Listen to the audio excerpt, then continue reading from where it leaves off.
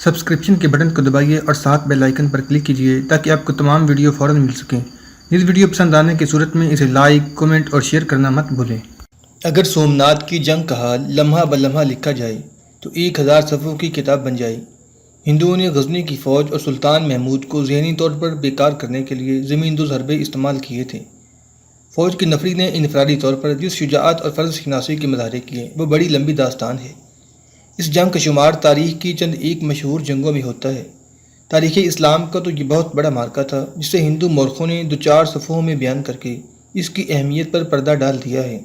اس رات نے جس رات بوڑھا رشی سلطان کے پاس آیا تھا ایسی صبح کو جنم دیا جو ہندوستان اور غزنی کی تاریخوں میں اور خصوصاً اسلام کی تاریخ میں کبھی فراموش نہیں کی جائے گی۔ سلطان محمود شہر کی دیواروں اور دروازوں پر نئے انداز سے حملے کرنے کے احکام دے رہا تھا۔ اسے اطلاع ملی کہ عقب میں دشمن کی 2 فوجیں نیم دائرے میں آ گئی ہیں اور وہ غزنی کی فوج کو گھیرے میں لے رہی ہیں۔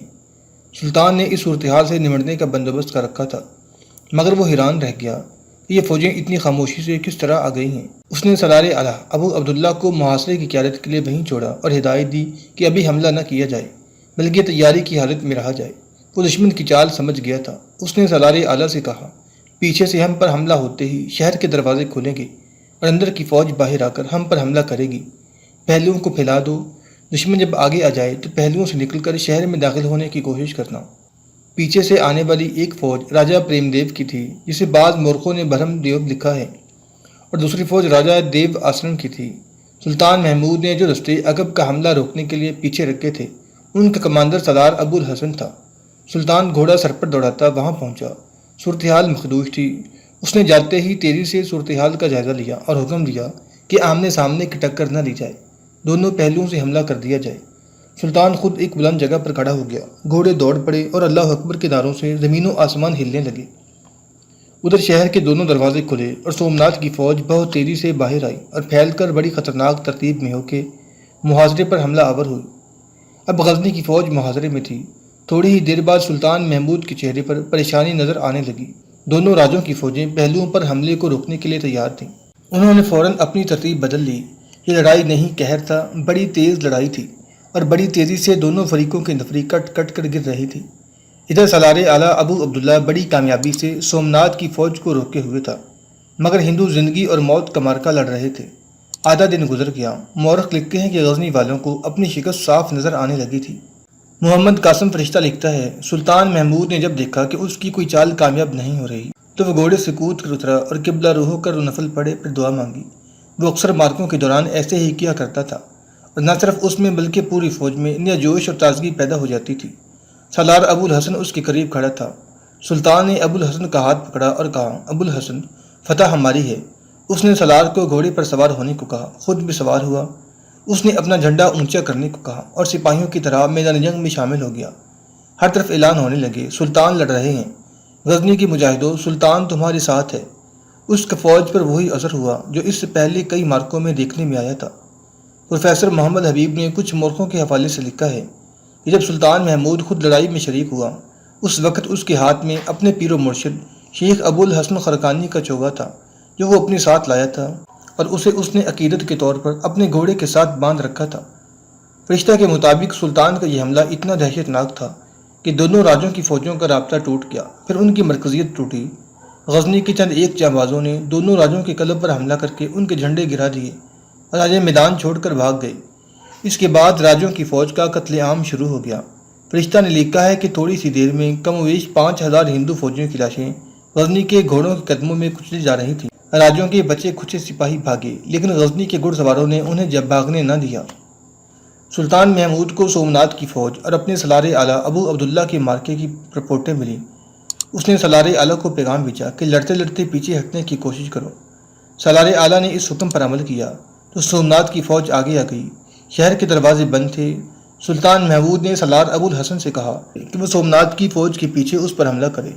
جب پیچھے سے حملہ کیا گیا تو ہندوؤں کو پتہ چلا کہ ان کی مدد کے لیے جو فوجیں آئی تھیں وہ ختم ہو چکی ہیں اور وہ اب گھیرے میں آ گئے ہیں۔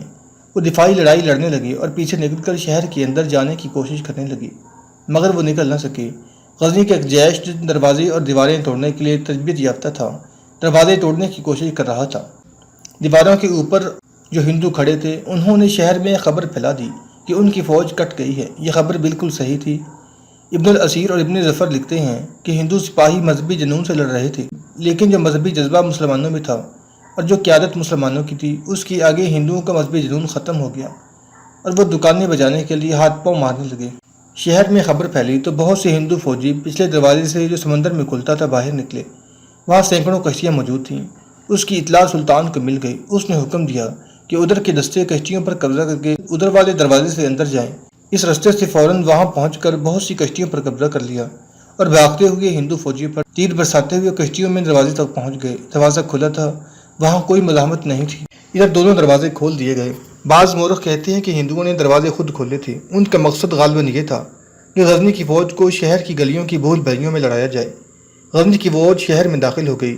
شہریوں نے مقابلہ کرنے کی کوشش کی۔ وہ گروہ تر گروہ مقابلے کے لیے آئے اور کٹ کٹ کر گرے۔ انہوں نے چھتوں سے تیر برسائے۔ ہندو عورتوں نے اوپر سے پتھر مارے جو انہوں نے اسی مقصد کے لیے گھروں میں جمع کر رکھے تھے۔ غزنی والوں نے چند ایک مکانوں کو آگ لگا دی۔ اس کے ساتھ ہی شہر میں یہ خبر پھیل گئی کہ سومناتھ کی فوج ایک طرف تو کٹ گئی ہے اور جو اندر تھی وہ پچھلے دروازے سے سمندر کے راستے بھاگ گئی ہے۔ اس سے شہریوں کے حوصلے ٹوٹ گئے اور سومناتھ کی جنگ ختم ہو گئی۔ اس جنگ میں سومناتھ کے جو شہری باہر سے آئے ہوئے زائرین اور جو ہندو فوجی مارے گئے تھے ان کی تعداد 50,000 تھی۔ سمندر کے راستے جو فوجی بھاگے تھے ان کی تعداد 4,000 تھی، لیکن یہ سب بھاگ نہ سکے۔ ان میں سے بہت سے غزنی والوں کے تیروں کا نشانہ بن گئے تھے۔ کچھ سمندر میں کودے اور ڈوب کر مر گئے۔ چند ایک کشتیاں الٹ بھی گئی تھیں۔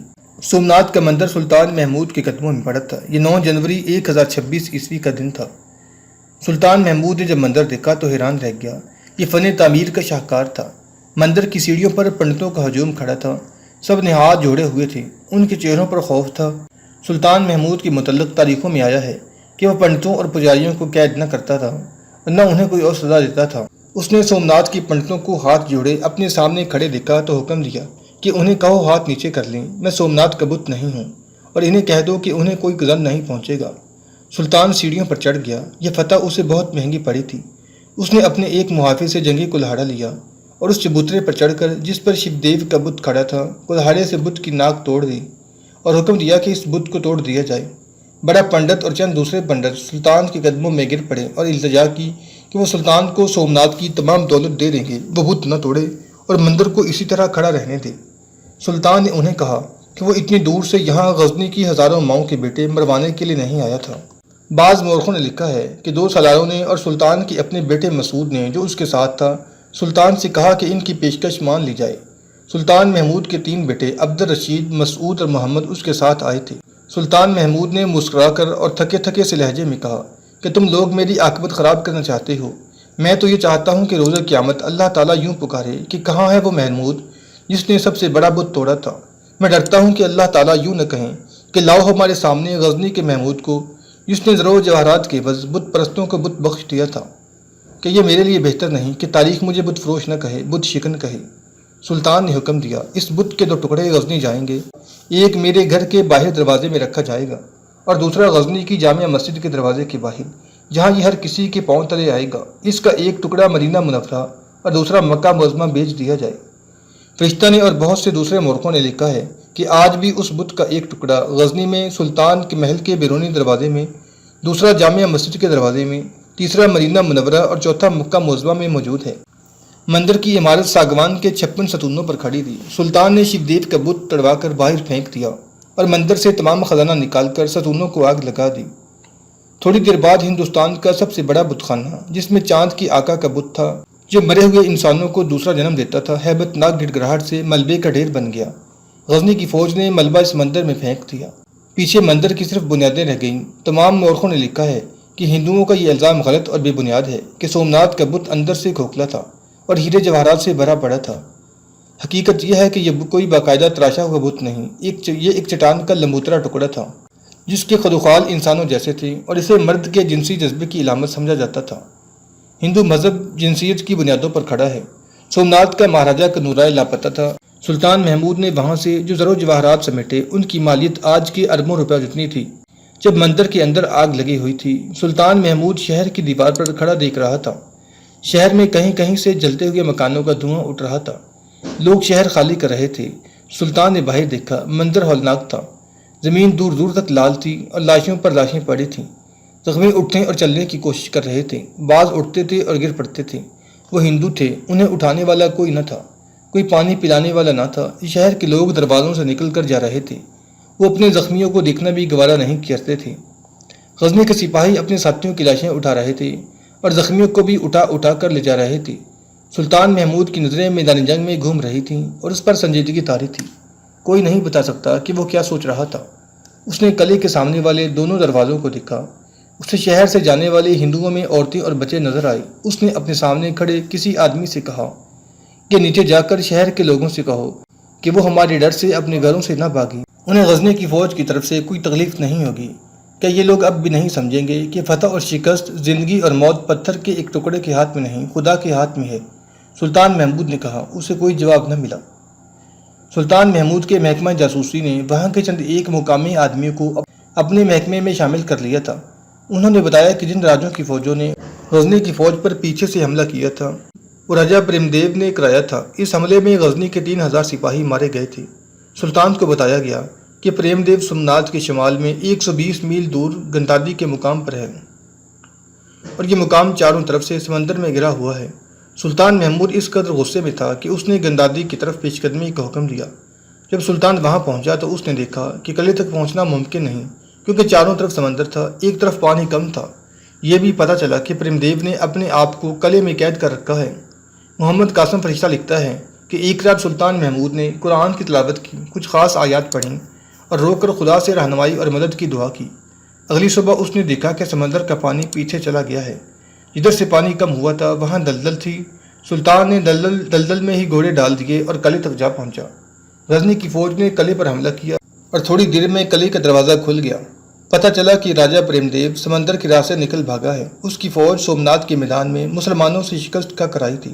اس نے ہتھیار ڈال دیے۔ سلطان محمود نے حکم دیا کہ گندادی کو اجاڑ دیا جائے۔ سلطان محمود کچھ دن وہیں ٹھہرا۔ یہ گجرات کا علاقہ تھا جس کی آب و ہوا سلطان کو اتنی اچھی لگی کہ اس نے گجرات میں سلطنت غزنی کا دارالحکومت بنانے کا فیصلہ کر لیا اور اپنے بیٹے مسعود سے کہا کہ وہ غزنی چلا جائے اور وہاں سلطنت سنبھال لے، کہ سلجوقی اور خراسانی یہ نہیں کہیں گے کہ سلطان محمود میدان چھوڑ کر بھاگ گیا ہے۔ مسعود نے کہا، ہم نے خراسان کا علاقہ بڑے جوان مروا کر فتح کیا تھا، اب یہاں کسی مقامی راجہ کو اپنا امیر مقرر کر دیں۔ ایک مشیر نے کہا، غزنی ایسا مرکز ہے جو آپ کی غیر حاضری میں اپنی مرکزیت اور اہمیت کھو بیٹھے گا۔ سلطان محمود مان گیا۔ وہ سومناتھ واپس چلا گیا اور بہت سوچ بچار کے بعد راجہ دیو آسرم کو سومناتھ کا گورنر مقرر کر دیا اور غزنی واپس جانے کی تیاری کرنے لگا۔ اس نے دیو آسرم سے کہا کہ وہ اب ملتان کے راستے واپس نہیں جانا چاہتا اور کسی اور راستے سے اسے واقفیت نہیں۔ دیو آسرم نے سلطان کو وہ راستہ بتایا جو رنکچ میں سے گزر کر بلوچستان کو جاتا تھا۔ بلوچستان سے سلطان آسانی سے غزنی پہنچ سکتا تھا۔ ہم سلطان کو ایسے آدمی دیں گے جو ان کی رہنمائی کریں گے۔ راجہ دیو آسرم کی رانی بھی موجود تھی۔ کہنے لگی، رنکچ اور اس سے آگے کے صحرا میں پانی انہی لوگوں کو مل سکتا ہے جو اس صحرا سے واقف ہیں۔ غزنی کی فوج فاتحانہ انداز سے واپس جا رہی تھی۔ اس کی نفری اب خاصی کم تھی۔ لاشیں سومناتھ کے ایک میدان میں دفن کر دی گئی تھیں۔ زخمی ساتھ تھے اور بے شمار اونٹ اس خزانے سے لدے ہوئے تھے جو اس جنگ کا مالی غنیمت تھا۔ اب فوج اللہ اکبر کے نعرے نہیں لگا رہی تھی، سپاہی مل کر جنگی ترانے گاتے جا رہے تھے۔ وہ سومناتھ کو جاتے ہوئے بھی صحرا سے گزرے تھے۔ اس ظالم صحرا کو وہ ساری عمر نہیں بھولے ہوں گے۔ اب بھی ان کے سامنے ویسا ہی اجنبی اور بے رحم صحرا تھا، مگر اب ان کے تاثرات اور جذبات کی کیفیت ایسی تھی جیسے ان کی پیاس ہمیشہ کے لیے بجھ گئی ہو۔ ان کی روحیں فتح سے سرشار اور تر و تازہ تھیں۔ فوج صحرا میں داخل ہو گئی۔ پھر 3-4 دن گزر گئے، پانی کا کہیں نام و نشان نظر نہ آیا۔ گھوڑوں کو پانی پلانا تھا، انسان اپنے لیے جو پانی ساتھ لائے تھے وہ ختم ہو چکا تھا۔ اب سلطان محمود نے ایسا حکم نہیں دیا تھا کہ مشکیزیں پانی سے بھر کر اونٹوں پر لاد لیے جائیں، کیونکہ گائیڈوں نے اسے یقین دلایا تھا کہ وہ اسے ایسے راستے سے لے جائیں گے جہاں پانی کی بہتات ہے۔ اب گائیڈوں سے پوچھا گیا کہ پانی کہاں ہے تو وہ کہتے رہے کہ آگے ہے۔ اس طرح انہوں نے ایک دن اور گزار دیا۔ اگلے دن جب فوج میں بے چینی پھیل گئی، سپاہی پیاس سے نڈال ہو رہے تھے۔ سپاہی پیاس سے نڈال ہو گئے اور گھوڑوں میں چلنے کی سکت نہ رہی، تو سلطان محمود نے اپنے سالاروں ابو عبداللہ محمد التائی اور ابو الحسن سے کہا کہ اسے کچھ شک ہو رہا ہے، دونوں گائیڈوں کو بلاؤ۔ گائیڈ آئے تو وہ اچھی طرح چلنے کے قابل نہیں تھے، ان کے سر ڈول رہے تھے۔ کہ تم پیاس سے نہیں مر رہے؟ سلطان محمود نے ان سے پوچھا۔ مر رہے ہیں سلطان، ایک گائیڈ نے جواب دیا۔ تم کہتے تھے کہ اس صحرا میں پانی کی افراط ہے۔ سلطان محمود نے کہا، ہاں سلطان، اس صحرا میں پانی کی کمی نہیں۔ کہاں ہے پانی؟ جہاں تک آپ زندہ نہیں پہنچ سکیں گے، گائیڈ نے جواب دیا۔ کہ تم دانستہ ہمیں پانی سے دور لے آئی ہو۔ دانستہ، گائیڈ نے جواب دیا، ہم اپنا کام کر چکے ہیں۔ کہ تم ہمیں گمراہ کرنے کے لیے ساتھ آئے تھے؟ سلطان نے غصے سے پوچھا۔ کہ تم جانتے نہیں تھے کہ تم قتل ہو جاؤ گے؟ سب کچھ جانتے تھے سلطان، گائیڈ نے کہا۔ ہم اپنی جانیں شیو دیو کے حوالے کر کے سومناتھ سے آپ کے ساتھ چلے تھے۔ آپ کو یاد نہیں، جب راجا دیو آشرم آپ کو راستہ سمجھا رہا تھا تو اس کی رانی نے کہا تھا کہ وہ آپ کو رہنما دے گی جو آپ کو اس راستے سے لے جائیں گے جہاں پانی کی کوئی کمی نہیں۔ اس نے ہمیں بتایا تھا کہ اس نے آپ سے یہ وعدہ کیا ہے۔ وہ آپ کو دھوکہ نہیں دینا چاہتی تھی سلطان۔ جب آپ سومناتھ کو تباہ و برباد کر رہے تھے اس وقت ہم دونوں یہاں نہیں تھے۔ ہم آئے تو تباہی مکمل ہو چکی تھی۔ ہم اتنی راتیں سو بھی نہ سکے۔ ہم نے بہت ترکیبیں سوچی کہ آپ کو قتل کیا جائے مگر کوئی صورت نظر نہیں آ رہی تھی۔ ہمیں پتہ چلا کہ آپ کو رہنماؤں کی ضرورت ہے تو ہم دونوں نے اپنے آپ کو پیش کیا۔ ہم اس صحرا سے واقف ہیں۔ ہم خوش ہوئے کہ صرف آپ سے نہیں غزنی کی پوری فوج سے انتقام لیں گے۔ ہم آپ کو پانی سے بہت دور لے آئے ہیں۔ ہم کل مر جائیں گے۔ ہم نے شیو دیو کی توہین کا انتقام لے لیا ہے۔ اب ہمیں زندہ رہنے کی خواہش نہیں۔ اگر آپ ہمیں قتل کر دیں گے تو یہ آپ کا ہم پر کرم ہوگا۔ ہم پیاس کی اذیت سے بچ جائیں گے۔ سلطان نے حکم دیا کہ انہیں قتل کر دیا جائے۔